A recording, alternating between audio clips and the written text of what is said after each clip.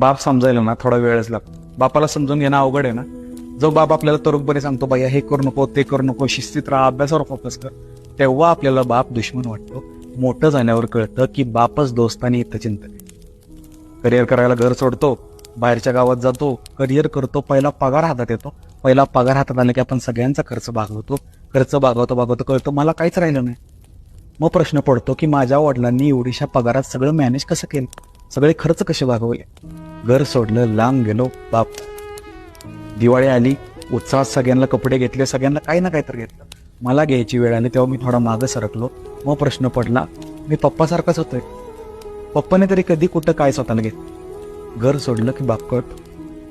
लहानपणी वाटायचं की पप्पा शांत शांत का असतो, पप्पा हसत का नाही, दुकानातून आला, जॉबवरून आला की पप्पा शांत का बसतो. मोठं झाल्यावर त्या प्रश्नांची उत्तरं मिळतात. ज्या सफरिंगमधून, ज्या पेनमधून, ज्या सगळ्या गोष्टीतून तुम्ही आता जाताय, त्या गोष्टीतून 10 पटीनं तुमचा आणि माझा बाप गेला.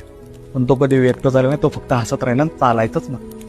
आणि बाप चालायचंच म्हणला म्हणून घर चालत राहिलं. बाप कधी व्यक्त होत नाही, तो फक्त हसतो आणि शांत बसतो.